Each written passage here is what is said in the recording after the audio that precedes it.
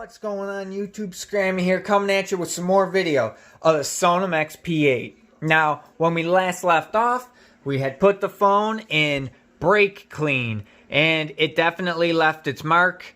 It's still bleached, and yeah, that button, or this cover, it melted off completely, so that looks like exposed copper, I guess I would say. And this button, the color was melted off.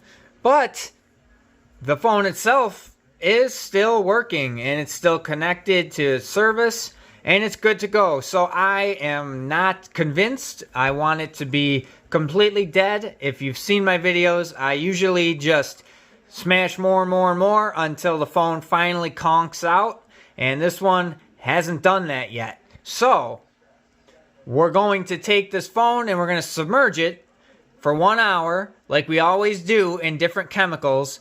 But today I've got some Purple Power Industrial Strength Cleaner.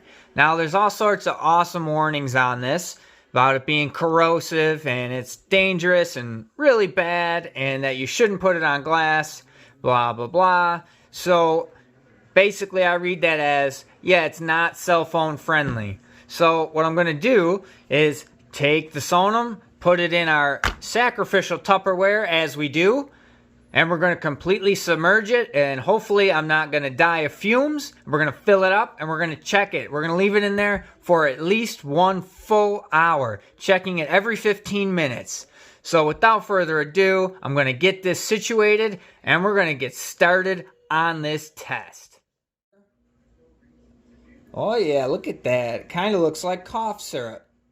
I don't have to say that this is a bad idea for you to do on your own.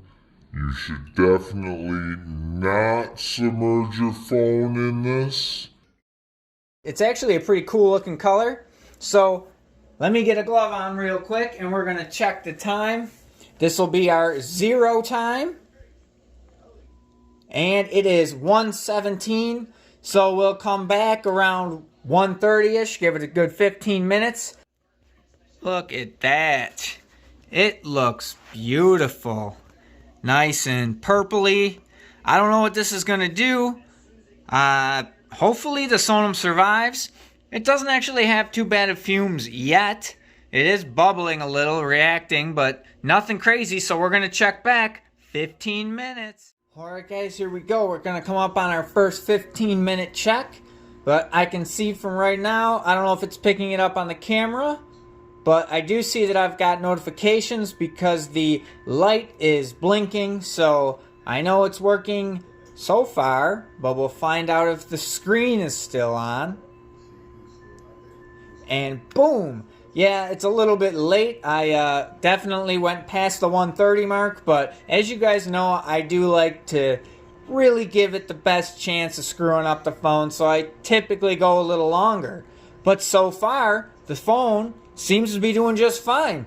Once this is all completed and we've gone past our full hour, we do take the phone out and we will go over it completely, go online, check the cameras, video, just to make sure nothing has been affected other than just a few cosmetic things here or there that we can wash off. So stay tuned and we'll finish the test. Alright, and now it's time for our 45-minute check. And just for you guys that haven't really watched my channel before, this phone has been in more chemicals than are under your kitchen sink and more. So the fact that it's been submerged over an hour in so many different chemicals definitely proves to me that it is really super hella water and chemical resistant. I have broken these phones and Sonim has replaced them, no charge. But just for the sheer fact that I've done this for months at a time and this specific phone has been through hell, and the fact it still works is crazy to me. Now, 45 minutes in 3, 2, 1. And yes, we still have screen. It is still on.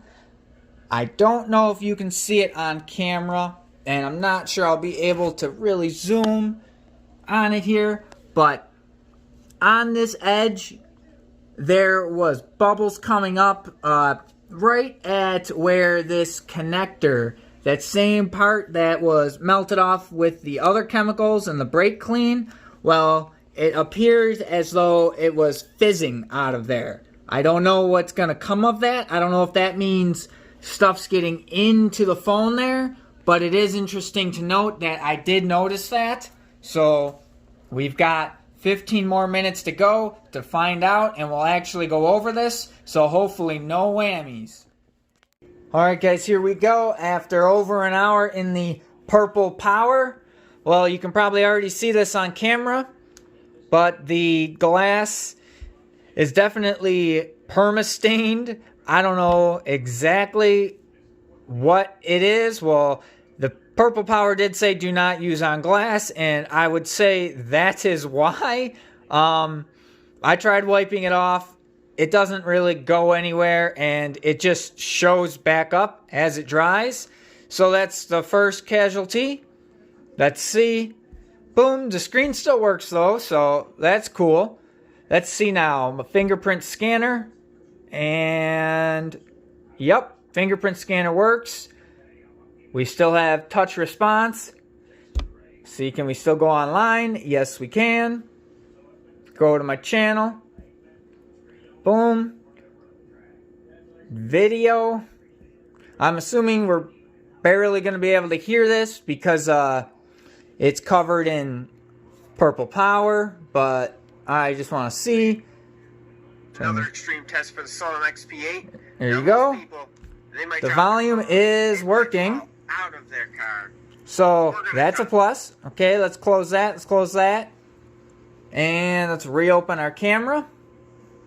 And let's see. Boom. Camera. Yes, it's taking pictures. And will it record video? Yes, it will record video still. So anywhere else on here, this doesn't look any worse for wear. This button that's been kind of already destroyed. I don't think it's any worse than it was. But looking around the phone, everything on the outside looks pretty good, except for that screen. I'm pretty sure, like, it doesn't impede it when you're looking at it with the screen on, but as soon as the screen is off, that's a pretty nasty looking mark. So I don't think that's ever going to go away. I'm going to try and do some more cleaning to it to see if it goes away.